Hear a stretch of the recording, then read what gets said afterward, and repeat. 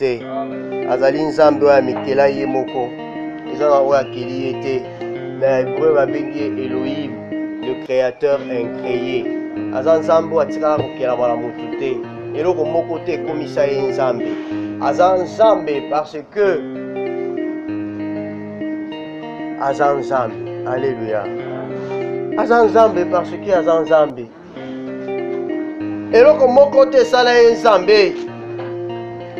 Bible elobi wana mokili nano esami te azali. Likolo na se emonani nano te azali. Bible elobi akozala. Mpe azali seko. Na bolingo na ye alingi biso bato. Na bolingo na ye akeli biso. Apesi biso eteni ya bonzambe.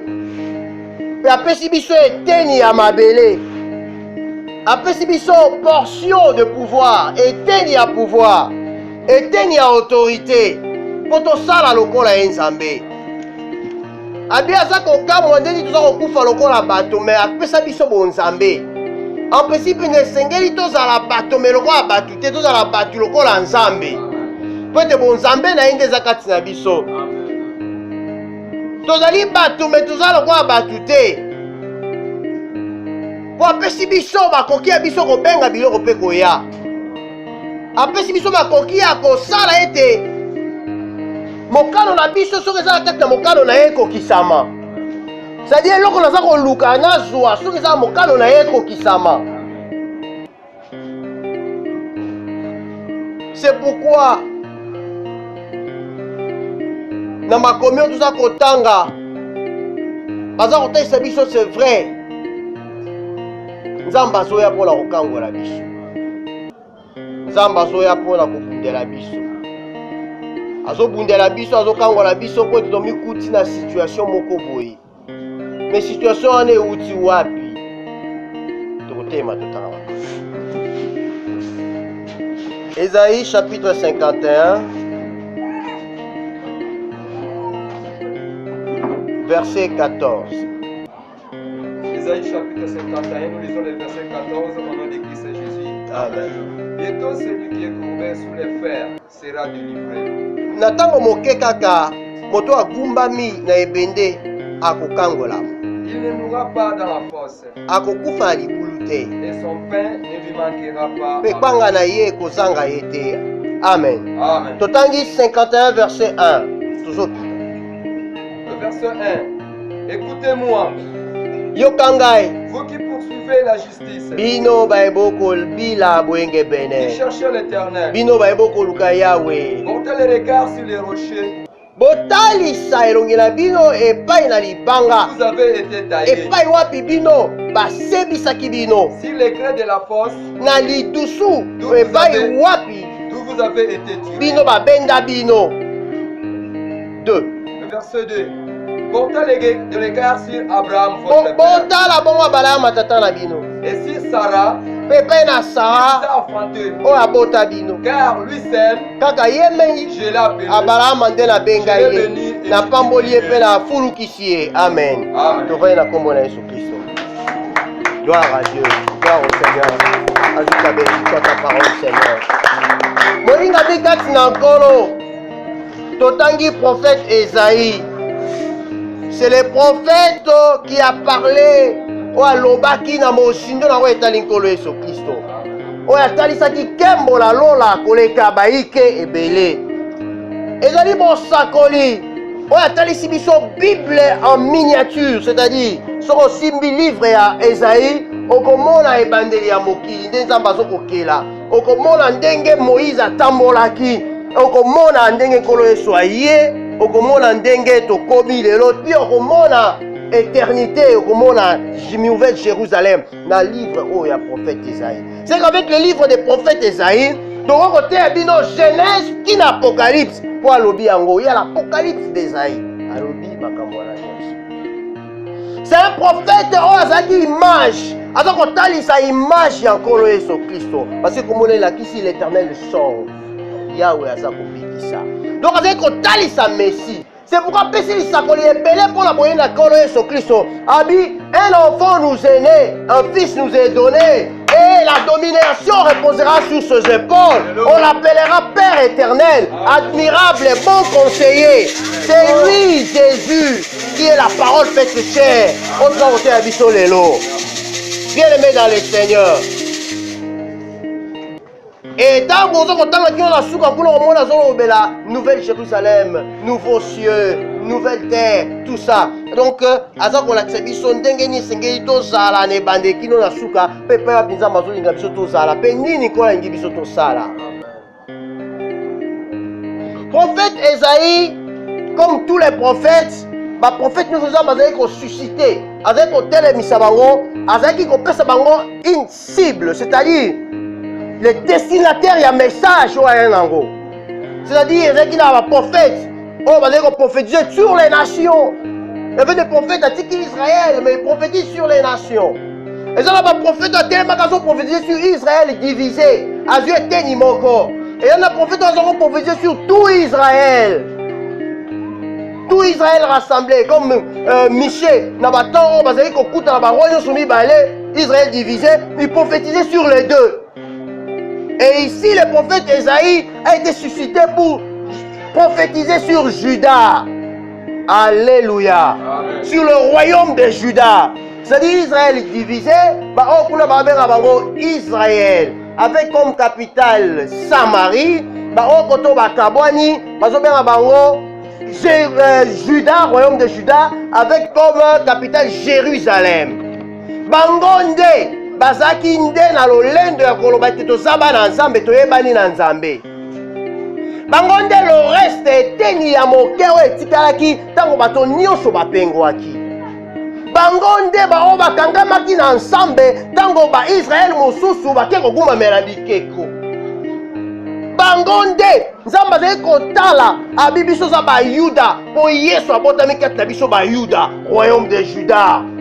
Bango te bazoyebisa Israël na Samarie ke nzambe aza ya biso po ete lobiko euti na bayuda. Bango nde bayuda.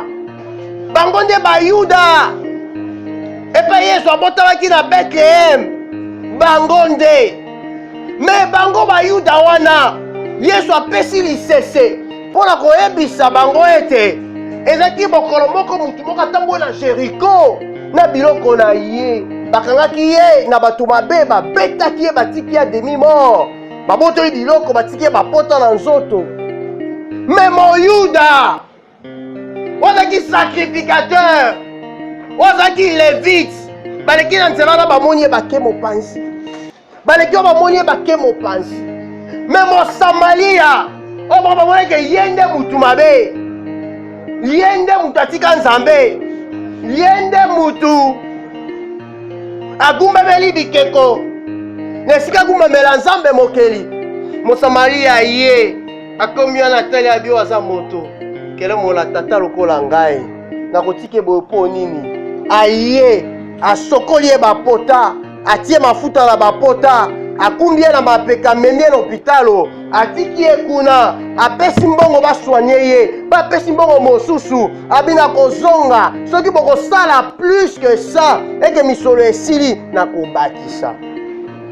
Oh, que la gloire soit rendue à Dieu. Amen. Bible lobi tika ete mutu azokokata aza debout ase glorifie te na mutu aza kokweya. Tika ete mutu oyo aza komema bibundeli ase glorifie te na mutu aza kokitisa yango. Ete moto aza ya kotelema amoni te aza ya kotelema. Lokola amoni te aza ya kotelema, Bible bisala angele otikala kaya kotelema. Bien apôtre Paul a dit on nga na zalelo ezanga te zangolu na nzambe. Ningile ebisa biso ke tangu nzambe azoloba awa ke mutu agumbami akosembwama, c'est parce que aza nzambe ya mawa asosoli ete mutu agumbami oyo agumbami pwani akomi akogumbama pwani. Nzambe asaki agumbama te. Kogumbama bazoloba eza nini? Boumbu akoma umbu nde nini? Akoma umba masumu ndeni, akoma umba mokili ndeni, akoma umba maladi ndeni, akomi la proie des souffrances ya bapasi makambo nyonso ndenge nini. Abotamaki bongo tokozwa ya nona Psaume Psaume chapitre 107, verset 10. Psaume chapitre 107, verset 10. Oui. Lisons au nom de Christ. Amen. Le psaume chapitre 107, Verset 10.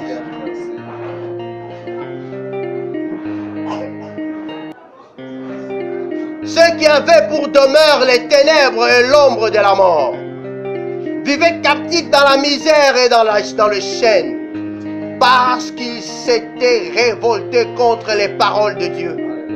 Balobi ba o bazalaki na evangelo na bango na molili pele lilingi na kufa ba bazalaki bakangemi les captifs. Alléluia. Ba bazalaki bakangemi ba captifs ba prisonniers ba esclaves na kati na misère pe na ba chaîne minyololo. Balobi ekomelaki bango bongo parce que ba se révoltaki contre les paroles de Dieu. Alléluia. Ceux qui n'attendent suko kita balobi parce qu'ils avaient méprisé le conseil du Très-Haut. Po baboyaki toli Yahweh eleki na likolo penza.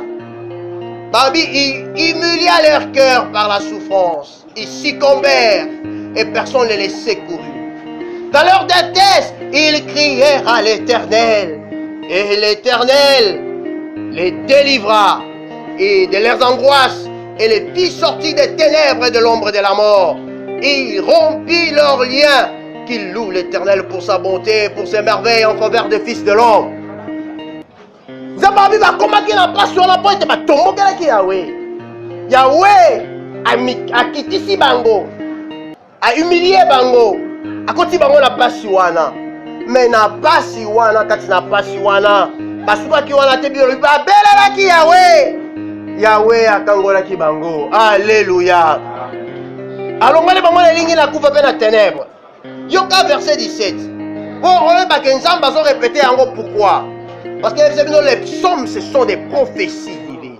Les insensés par leur conduite. Les insensés batona yaouli batumuto mambongi batona bolema na lolenge la bango kotambola ya mabe ko na bango pe na mabe na bango na nko basalaki bamikomisaki batona mawa. Continuez. Le verset 18.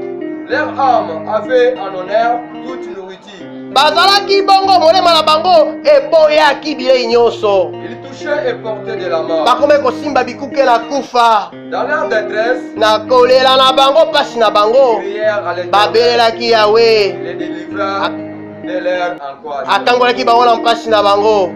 Continuez. Il envoya sa parole et la parole est guérie. C'est ça la parole de Dieu qui vient pour nous guérir. Abdinaki bango liloba ilobe kangole bango palongole bango na libulu na kufa. Bakumisa Yahweh pour la bolamu na ye, pour la biloko makamna ye malamu pour la tina mwana moto. Alléluia. Mais ce qu'on continue tant que on répète, ba mususu c'est-à-dire na lolenge la biso ya kobika, na lolenge la biso ya kotambola, na bikota kota na biso, biloba loba na biso, bisala sala na biso, bilula lula na biso, bisimba simba na biso, biluka luka, bindimandi babioka yoka, bipai nyoso zoke na bisala sala na biso, nde kumbeli biso pasi, nde koti biso na boumbu, nde koti biso na boloko, nde komisi biso tozasu na petite, tokomi kolia te, tokomi kosimba bikuke na lifelo, bikuke na kufa, tokomi bato na pasi, bato na malole. Mais Bible lobi namba wana ye avandi akozela. Ils crièrent à l'Éternel. Ils crièrent à l'Éternel. Babelelaki Yahweh. Yahweh ayokaki bango. Pe akangolaki bango. Ayiba kumisa Yahweh mpona bolamu na ye epai na mwana moto. Ndeko eza kaka na religion. So tokomi yango religion mais eza bomo ya biso bakristo na nzambe na biso nde epai wapi tosalaka bambeba lokola bato mpe tozozwa bolimbisi epai na nzambe. Eza kaka na religion na biso. Mais nzambe bien que na bambeba mosusu tosalaka nzambe apesaka biso etumbu. Mais etumbu wana azopesa biso azosipa biso na ngolu na ye mpo tosentir yango makasi te. Mais il nous punit, il nous châtie comme des enfants bien-aimés de son père. Alléluia. Amen. Comme des enfants bien-aimés de leur père. Il nous punit quand nous péchons.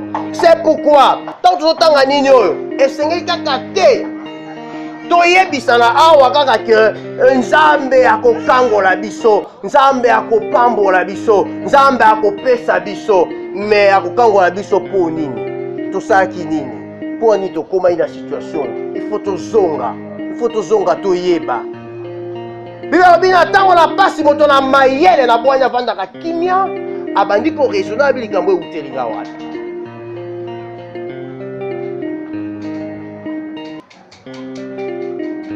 Oh moto soka aza na pasi aza kokemba aza konyokwama esengela yeba esi nazo nyokwama boye mpona masumu na ngai parce que bato baza na mingi porte ya kotia mosapi epai ya moninga.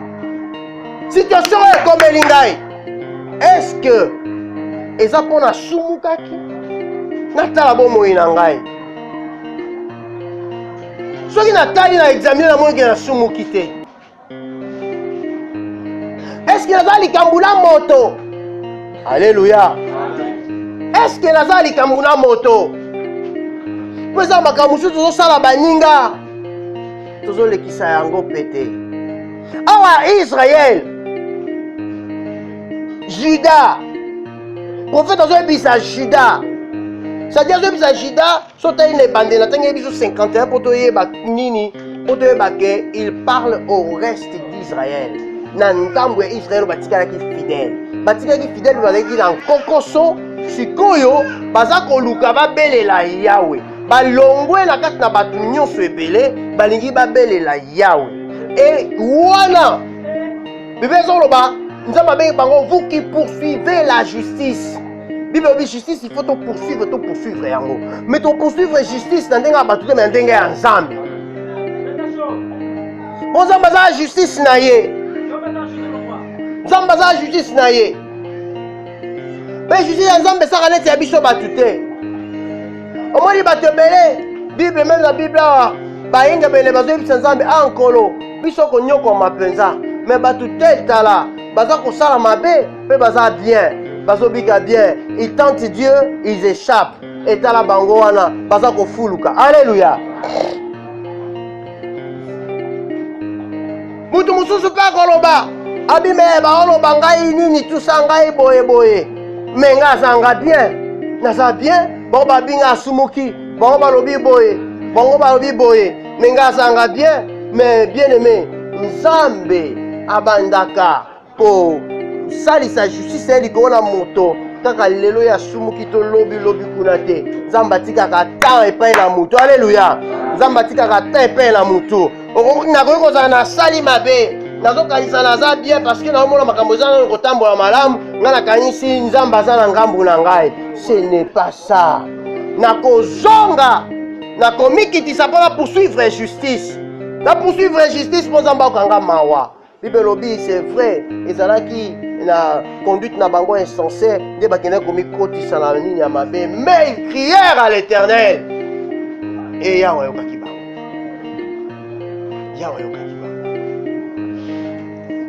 Yahweh ayokaki bango. Ndeko ndenge nayebisa biso ete Bible ezoloba elobi nzambe alaki abi oyo eza kube et oza délivré, c'est-à-dire oyo ba réduire rien esclavage akozala délivré. Topikaka na esclavage ya ndenge ebele toyebi te. Il y a esclavage et servitude, il y a les emprises de l'ennemi. Topikaka yango na ndenge ebele toyebaka te. Topikaka yango na ndenge ebele toyebaka te. Nzambe alobi moto wana komikitisa kobelela ngai na kokangola ye mpe kpanga na ye kozanga te. C'est-à-dire besoin na ye lei na ye kozanga te. Awa prophète azolobela Israël te azolobela Juda. Nakanisi nasaleli bino part des choses entre Israël na Juda. C'est-à-dire azolobela baoyo baza oyo bamonanaki na eleko wana ke bango nde basantu, bango nde bana nzambe, bango nde babangaka nzambe. Soko tangi livre mobimbo comprendre, non pas livre mobimba, chapitre mobimbo comprendre quand même quelque chose, parce que un texte sans contexte est un prétexte. C'est-à-dire, ce qui n'a pas verset oyo, dans le contexte nango est comme prétexte. C'est-à-dire, dans le pesa sur likanisi nango malamu ndenge sengelité. Na kobimisa eloko oyo nga naza nango posa. Mais eloko esengeli na biso awa eza oyo nga aza nango posa te, eza oyo Nzambe aza nango posa. Na kolobaka makambo oyo. Nzambe alobi nini, akanisi nini mpo na biso. Liloba na Nzambe eveisaka te, enunaka te. Eza lolenge moko lobi lelo mpe libela na libela. Elobelaki baeleko eleki lelo ekolobela biso. Biso be tobengami bakristo. Nzambe ngata soki toza na boyenge bene.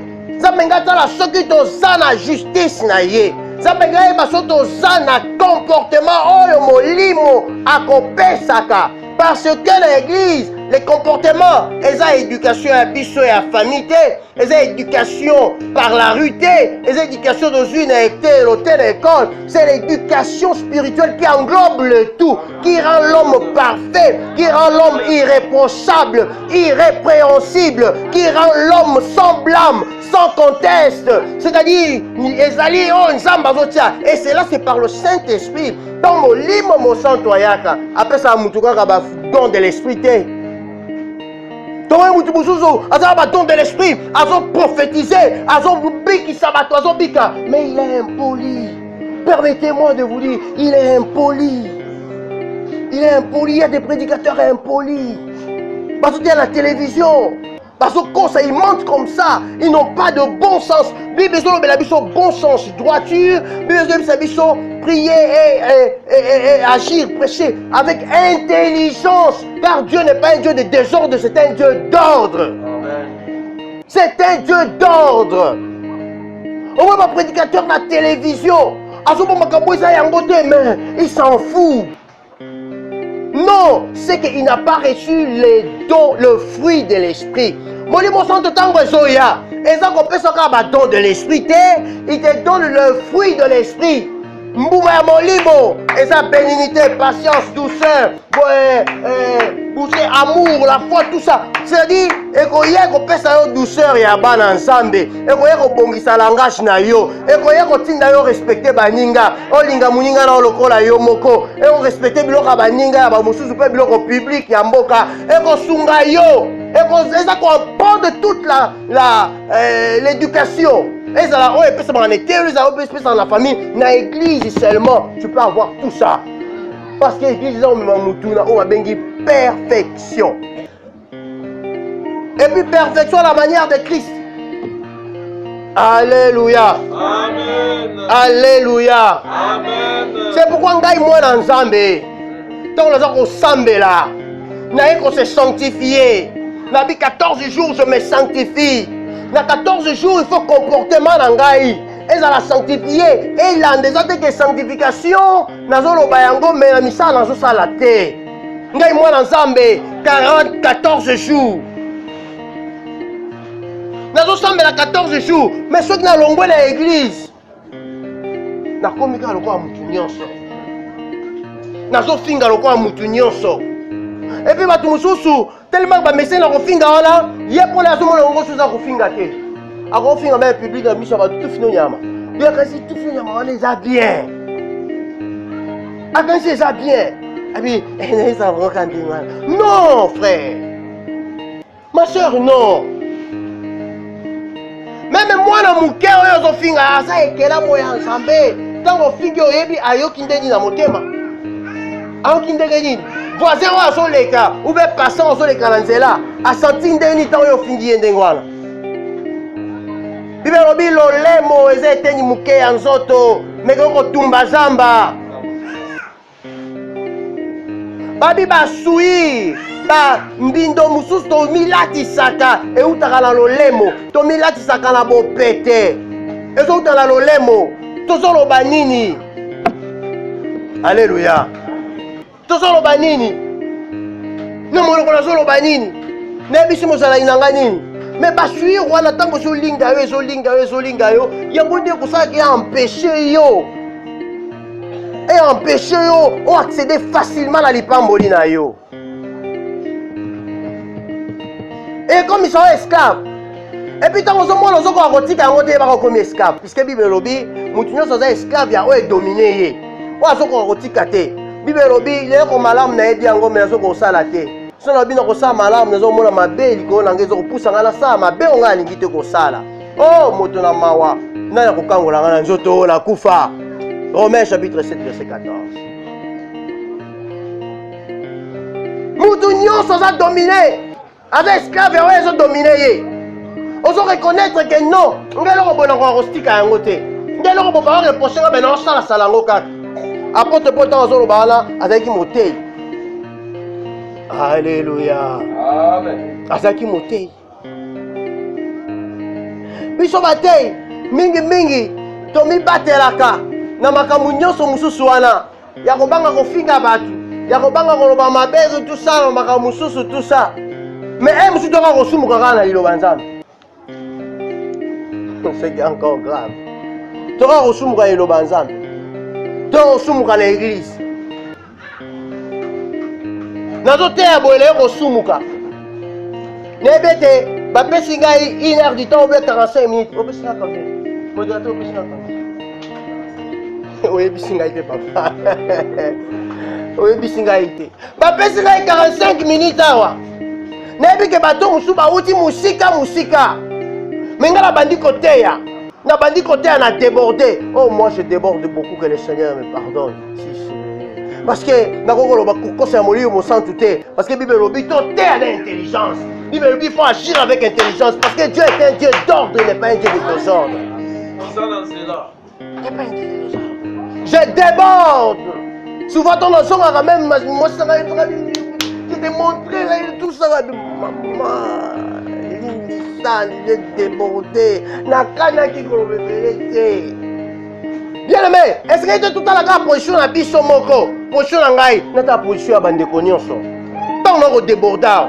Est-ce que nous sommes frères, nous sommes sœurs? Nous avons bêtisé ma bakou. Nous sommes malam. Nous sommes na mateya. Nous sommes na mateya. Bande ko ba bêti ma bakou. Parce que musique a un rendez-vous. Laissez-moi vous dire, biso na ONG pas d'autres avec travailler dimanche. Nous travaillons dimanche. Quand nous sommes en aïe, on a té, na si na bimia, on a kebo, on a ke, c'est-à-dire na ke musala. Travailler dimanche. Si koyo, mutu pas en moi les facs musala ou bien ke musala mais ça la rendez-vous. Mais ngai motei no kana telemia wala bandi ko zobinda batanda bandi ko zobinda batanda onction et lengi puissance. Pe bobeti mabaku. Bobeti mabaku. Bible lobi, Dieu est un Dieu d'ordre, comme dans toutes les assemblées des saints. Ce qui te lobi, toi y en a telle heure. Toi reçu qui sa telle heure, biso nous a tenu à côté ça. Dans un carton on a un retard. Neti mercredi na qui retard à mon nene. Retard ou un frère et soeur. Non tout pas la vie noté mais dans zolo parce que na tout blé pas en zambi. Na bi retard ou ana. Les embouteillages que j'ai connus, les difficultés que j'ai connues. Même bon on a dépensé qui pour na koma awa. Ils ont dit ouais Seigneur il a dépensé. Mais malgré ça, na mikolo ata bo le kabino kota sorti mouton te de baka sorti mouton. Ata kota na bino wana ba se sorti mouton te de baka 7 moutons. Mais tant à combien je suis obligé na senga bolimbisi avant na loba quoi que ce soit.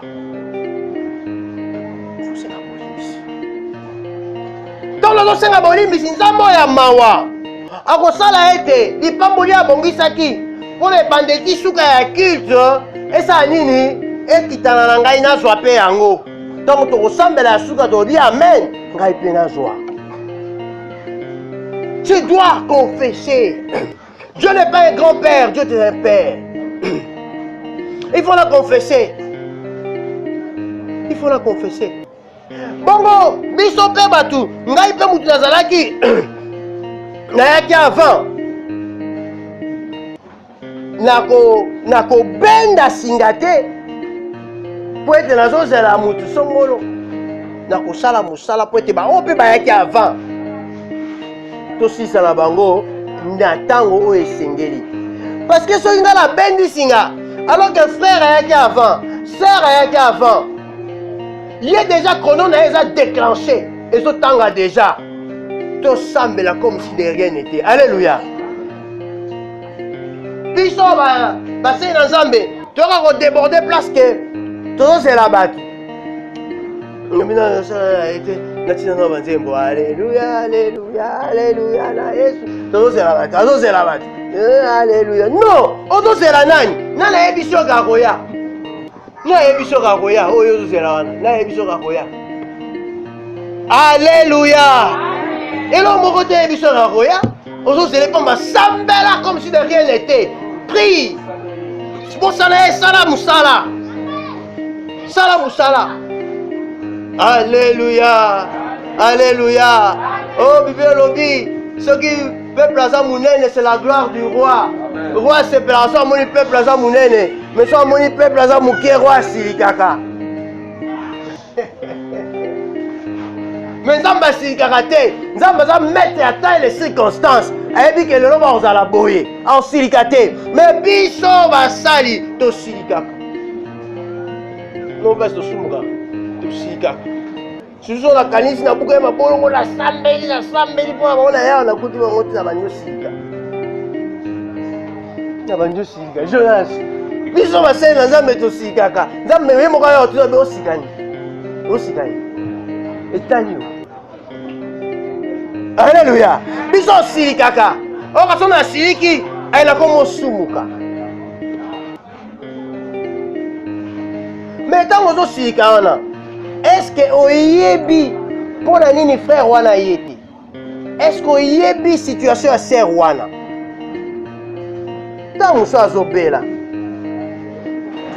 yobengi ye te ntango mosusu azwi problème moko makasi ntango mosusu abundani na transport abundani d'abord aluki mbongo ya transport mo aza mosika aluki mbongo ya transport azwi te ameki kobundana na makolo akomi place moko boye comme aza mosika atali boye 18h ebeti abina zonga kaka mazalaki na nzela Nzambe azotala volonté na ye yo ye obandi osika mpo na ye non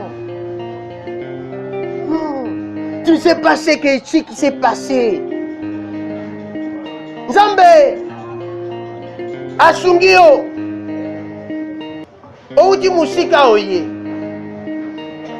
omoni mutu azaka pembeni ya ye te yo ngosika ozosika nini sambela bible elobi ke le fort soutienne le faible sambela mpo na faible wana oyeba eloko ekomeli ye te alléluia oyeba eloko ekomeli ye te bien nous avons il y a des choses je me rappelle na ACCV pe tozalaki tozoteya tozalaki na bomoni assemblée ntango assemblée ezalaka moke tozalaka tente ya kotanga bakombo ya bato mpo toyebani mais ntango assemblée ezalaka monene tozala sisi na temps ya kotala teke nani aye te so assemblée eza monene moto ayeli koyeba te mais ntango tozalaka moke toyebaka même so toza 100 200 tozoyeba surtout bato baza important toyebaka kaza te tobande kozela ye partenaire wana aye te tokotelema liboso wana boto bando kozela partenaire tout ça bando kozela boto te obimisi ye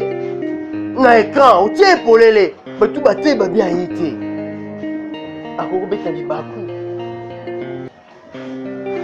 tosala mbongo parce que tozomonana nayebi nous avons fait des choses comme ça na ACCV likambo wana eketi ezwi partenaire wana réaction ezali kitoko te toloba alléluia bien-aimé dans le Seigneur soki Nzambe asali yo ngolu na likambo moko kumisa Nzambe ntango yo ozotala notala bino frère wana sœur wana azoya te azosala parce que tozala besoin na ye mais voilà mais tobosanaki ke sœur wana tosali na ye boye na église ntango toza koconvoke prière bato ebele bazotikala bazoya te mais ye azoya tozola na ye na église tozobetela mbula mais ntango azwi badifficulté azokoka soki koya te tokela kotala ye te tokomi koloba ser wana abwakisi nzambe asundoli nzambe me azalaki kosala asali ebele meme na kocontribue meme na losambo asali ebele me loko toza batu tobosani tokomotala présent mpo tomoni ye te me mokolo tokende kotala ye biso moko tozalaki 4 je crois mai na miso totali situation na ye mai na miso mais c'est une sœur qui a servi le Seigneur a contribué grandement à Moussala Nzambe dans les prières et dans le matériel. C'est-à-dire, justice ensemble, ils ont dit Yabiso Batouté. Justice ensemble, ils ont dit Yabiso Batouté. Ils ont dit Yabiso Batouté. Ils ont dit Yabiso Batouté. Je me rappelle pasteur Jacques Obli. Na Willery. Église dans la Willery. Pasteur Jacques Obli, Azako Yabisa Biso.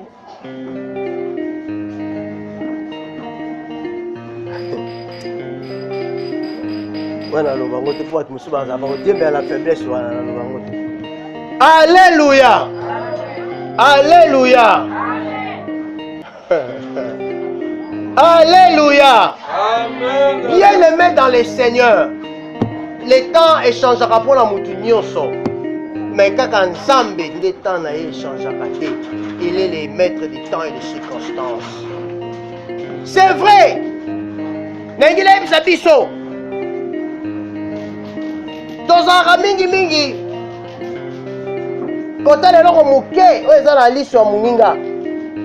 Mais tozobosana munene eza liso na biso.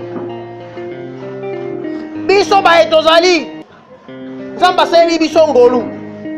E mona na miso abatu ke te mutu wana banga Nzambe. Mutu wana azosalela Nzambe. Tosunga ba oyo tozomona neti baza na ba faiblesse. Biba biso tosali boye. Tokosala un petit troupeau. Le reste de Judas, on va poursuivre la justice. Parce que faible, il doit être soutenu par les forts. Mais Yokane Bisayo bien-aimé. Bible lobi, tango biso, tolandi banzela na biso, nde mambe eyeli biso. Est-ce que ça bongo pour la moutinyoso?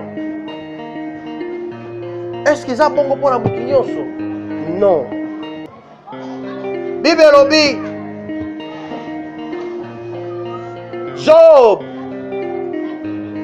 abandonné qu'on souffrir non pour ça qui m'avait. Alléluia. Amen. Il ne souffrait pas parce qu'il avait mal agi, il a commis des péchés.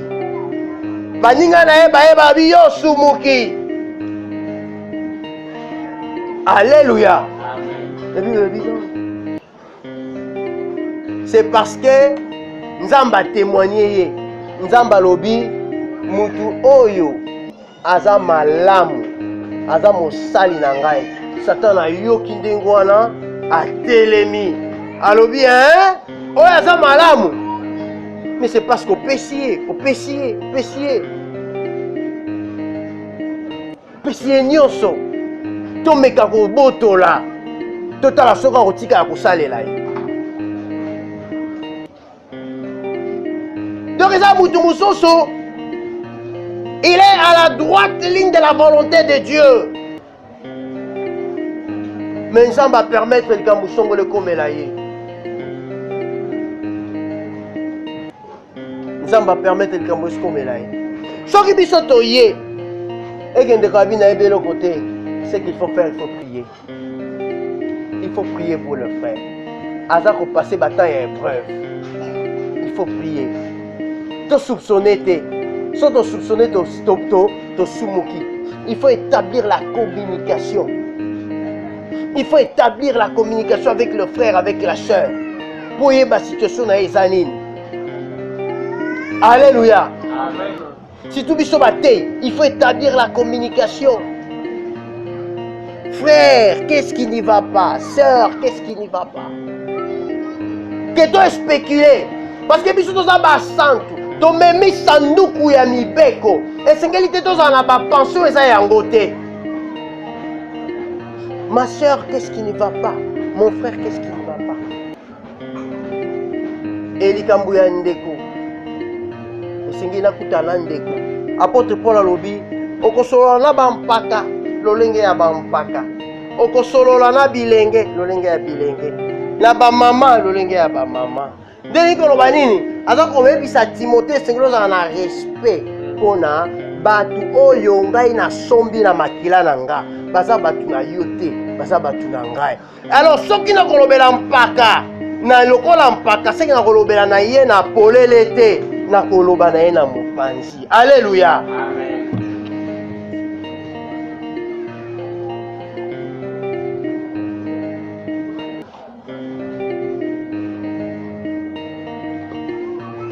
Bible lobi tant naza ko reprocher mutu fona ye balolengi nazo reprocher ye. O sinon te so na reprocher mabe tozo risquer soit nga pe na kweya lokola ye soit ye pe akweya to bungisa ye. Alléluia.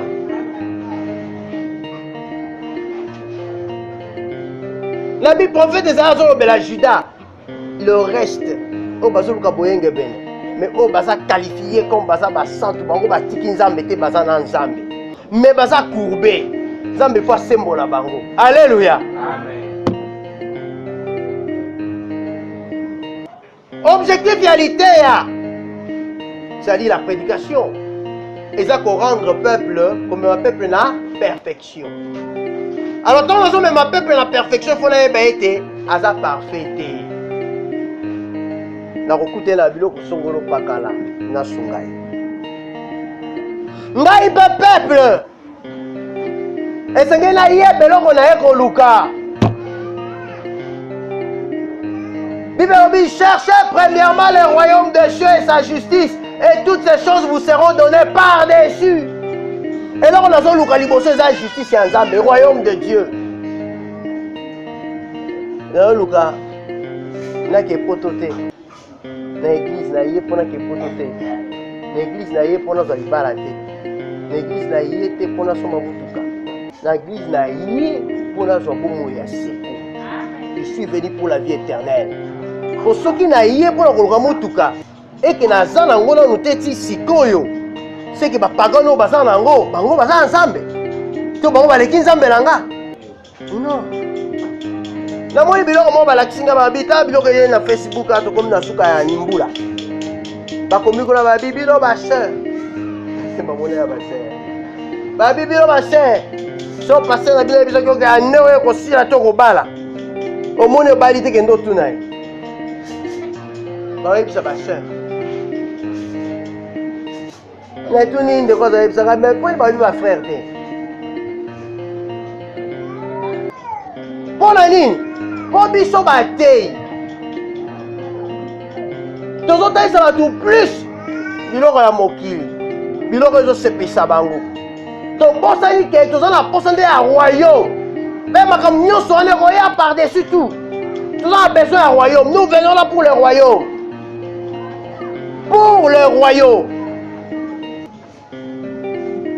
alléluia toye mpona makambo ya mokili te.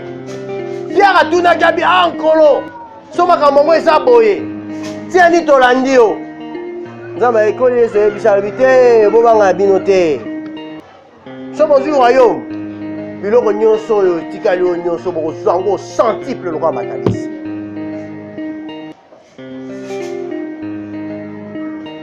Mais esengeli totala libanga epai tozalaki taye totala lidusi ya loboko epai wapi touti epai wapi nzambe abengi biso. Peuple ya Juda, le prophète parle. Prophète alobi bozala kogumbama, c'est-à-dire bino bato bolobi ke non bayebisi ba Israël babi bino bozokende kogumbamela na montagne mais biso ozogumbamela na Jérusalem Parce que l'obiko est à Jérusalem. L'obiko est à la biso. Oui, bino ba boza l'obiko. Mais vous voyez que boza ko gumbama. Pour poursuivre justice en Zambé. Batie ba sur le même sac. Pour luka justice en Zambé. Pour quand tu yo ndo zali malamu po na minute wana ozo sa malamu. Na minute wana oza debout. Na minute wana mais oyebite. Apôtre yango apôtre zo babi. Soko oza debout. Sala makaso tele bakaka debout.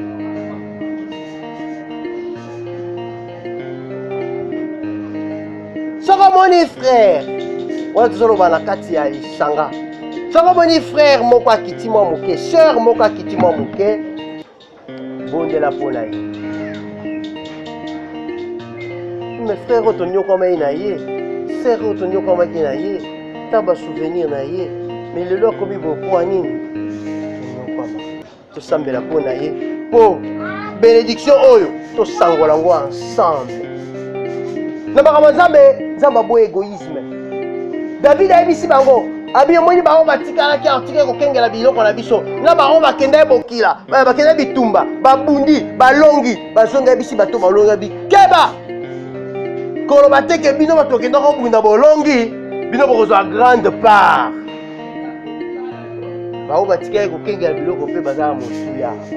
Na bino bato bokendaki. Na bango batikala ko kengela biloko bokozwa ndenge moko.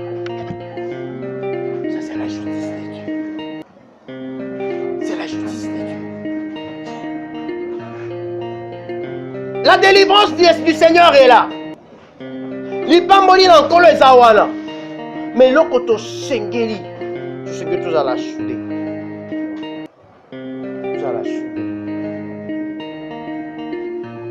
Comme petit troupeau, Judas, peuple de Jérusalem, tout est les matouta misukolo. Tanga nini, parce que ma cambo dans un awa, les gens ma cambo na tangi awa na nini. Tanga nous n'avons pas le temps de tanga. Tanga au moins ma cambo dans un Alléluia. Tanga au moins là. C'est parce que tu n'as pas tanga dit. Tanga. Awa. Soko tali na partie où tous on bela oyo. Banda chapitre parce que le livre d'Ésaïe est subdivisé. Banda na chapitre 42. Ti na 50. Na 59. Le prophète parle aux serviteurs. C'est-à-dire, Azolo la serviteur et puis Azolo la Judas. Mais il parle aux serviteurs. Au moment là, sur le temps même dans 42, Rabbi, mon serviteur s'élèvera bien plus haut. Mon serviteur. Dans la moment là. Voici les serviteurs que je soutiendrai. Les serviteurs que mon cœur prend plaisir. Azolo la serviteur. Et même type de combien à tout, il parle aux serviteurs. Mais en général, il parle au Judas. Et serviteur Azoloba, en principe, c'est le Seigneur Jésus. Alléluia. C'est le Seigneur Jésus. C'est le Seigneur Jésus. Le Seigneur Jésus a supporté ma faible. Le Seigneur Jésus a même pas si abattu. Le Seigneur Jésus a humilié. O andimi le soum o ya salate.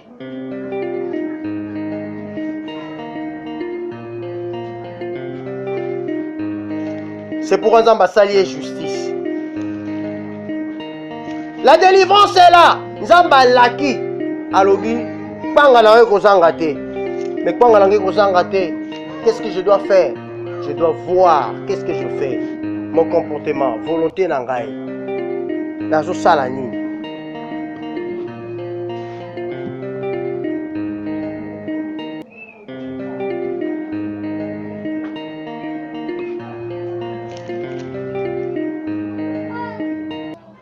Bientôt, celui qui est courbé sous les fers sera délivré. Zambazoba bientôt. Et qu'on s'en met la biso lelo. Tout est qu'on s'en met la biso lobi. Bibi tangu Daniel abuki mabolongo. Abandi ko sambela. Bibi lobi ange ebisie. À ces 21 jours. Mais ange ebisie abika mukolo zoki mokano ya ko sambela. Solution de Jésus. Réponse de Jésus sambela ki. Réponse de Jésus. Kaka mukolo wana. Mettons Abandio Sambela, qu'est-ce qu'il a commencé à prier? Parce qu'il a regardé le prophète Jérémie. Il a vu que le prophète Jérémie a l'oba qui tend déjà ses coquilles. Mais Makamo il s'occupe sa maté. Il prend bolé son mot la naté. Abouki ma bolongo. Quelle est la prière qu'il a faite? Nana ebi prière au Jérémie Salaki. Abande kindengeni. Il prend bolé dans le comité Jérémie abandendeni. Abande benga million wabe. Hey Daniel. Daniel a Salaki ni. Abando benga million wabe. Hein? Tout angaka. Bibelobi, Daniel Abouki Babalonga dit, j'ai commencé à confesser le péché de mon peuple. Commencé à confesser le péché de mon peuple. Je me rappelle ma prière est belle au kota kota. Il y a autant de jours, 40 jours, 20 jours, tout ça. Oka mon côté prière boé. Yo caméra. Ça va pécher pour pécher. Abi semelo mobimba. Pour tout bela beko tout bela. Confession sur confession, semelo mobimba. N'écoutez ce qu'il dit. Semelo mobimba. Beaucoup tout bela beko tout bela. N'habitez que c'est notre cas. Je suis en train de donner l'exemple par rapport à Daniel. Vous m'avez dit que tout bela. Sauf que tu peux Arkati. Abi, c'est vrai, la vie une semaine. Mais pour tout bel madame, le troisième jour, pourquoi tu as besoin d'adoration? Au moins, on va comme dans ça. Adoration. Ça, c'est une prière dirigée par le Saint-Esprit. Vous bandez adoration. L'adoration, vous bandez la guérison, ma miracle. Par l'adoration. Faut bien négliger l'adoration. Faut négliger l'adoration. Faut battre l'adoration et zanine. Oh, adoration de Nimisara quitte na bokonzi na Nzambe. Adoration zo tia Nzambe ne sika na ye. Nzambe zo ngaba yebise que tu es le maître de maître. Tu es le Seigneur de Seigneur. Tu es Elohim. Tu es le créateur incréé. Tu es le véritable époux. Oyo amrata kalikambute. Tu es Oyo azalaki ozali pe okozala. Nzambe zo mona de bazo kumisa ye il descend. Alléluia. Alléluia. Alléluia. Ma vie va pisser 45 minutes.